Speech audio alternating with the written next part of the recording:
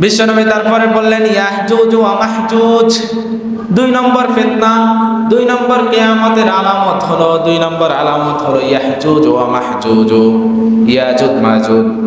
তারা হলো জঙ্গলি জাতি, জঙ্গলি জাতি।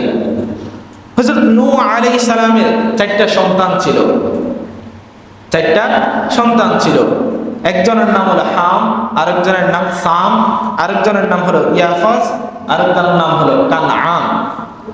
হাম, সাম, ইয়াফাস, কানআন। তো ইয়াফাসের বংশধর হচ্ছে যে এই জঙ্গলি জাতি ইয়াজুজ মাজুজ, ইয়াফাসের বংশধর। তারা মানুষের উপরে নিপীড়ন চালাতো, মানুষের গবাদি পশুগুলো মেরে ফেলতো, মানুষের উপর আক্রমণ করত, জুলুম করত। মানুষরা অতৃষ্ণ হয়ে যুলকারনাইন বাদশার কাছে গেল। পৃথিবীর ইতিহাসের মধ্যে 4 জন বাদশা গোটা পৃথিবী শাসন করছে। কয়জন? 4 জন। 4 জন বাদশা গোটা পৃথিবী শাসন করছে। তার মধ্যে 2 জন হলো মুমিন আর 2 জন হলো কাফের।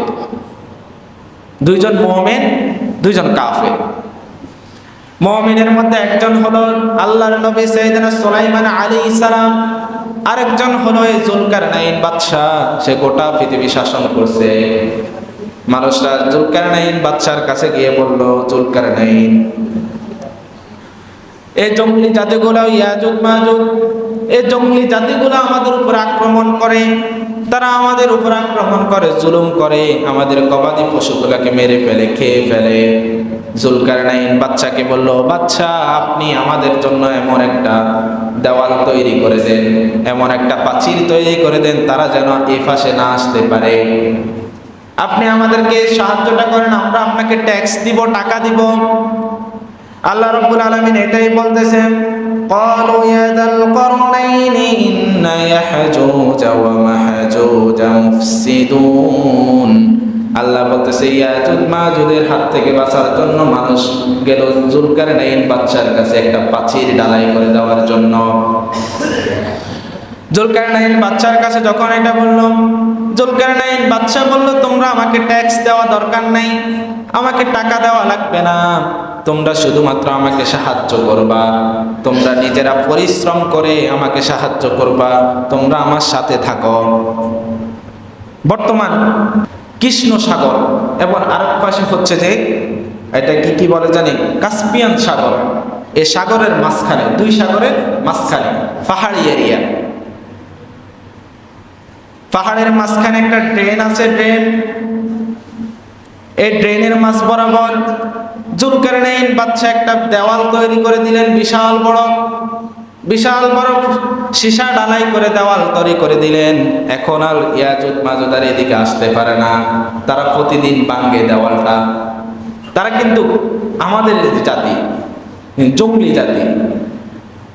তারা একসময় পৃথিবীর মধ্যে থাকতো, এখনো আছে, তাদের বংশ বিস্তার অনেক। আমরা পৃথিবীতে যত মানুষ আছে তার চাইতে বেশি তারা আছে, তাদের বংশ বিস্তার অনেক। ইয়াজুজ মাজুজ তারা প্রতিদিন ওই দেওয়ালটাকে ভাঙতে যখন শেষ পর্যায়ে চলে আসে, একটুখানি বাকি থাকে, তারা বলে যা আগামীকালকে এটা ভেঙে ফেলবো, ইনশাআল্লাহ বলতে ভুলে যায়। তো আগামীকালকে যখন আবার আসে, আবার দেওয়ালটা পরিপূর্ণ হয়ে যায়। এটা আল্লাহর দেওয়া একটা নিদর্শন, আল্লাহ পরিপূর্ণ করে দেয় আবার দেওয়ালটা। কিয়ামতের আগ দিয়ে তাদের মধ্যে একজন যখন ভেঙে ফেলবে, ভাঙতে যখন শেষ অল্প কিছু জায়গা বাকি থাকবে, তাদের একজনে বলবে ইনশাআল্লাহ আগামীকাল আমরা এটা ভেঙে ফেলবো। এই ইনশাআল্লাহ বলার কারণে কিয়ামতের আগ দিয়ে তারা ঠিকই পরের দিন এই দেওয়ালটা ভেঙে ফেলবে, ভেঙে মানুষের উপর আক্রমণ শুরু করবে।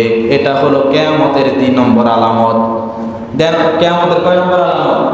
2 নম্বর আলামত। ইয়াজুজ ওয়া মাজুজ, ইয়াজুজ মাজুজ আসবে, তারা সব ধ্বংস করে দেবে, ধ্বংসলীলা করে দেবে। তারা যেটার উপর দিয়ে আসবে সব খেয়ে ফেলবে, কিছুই রাখবে না।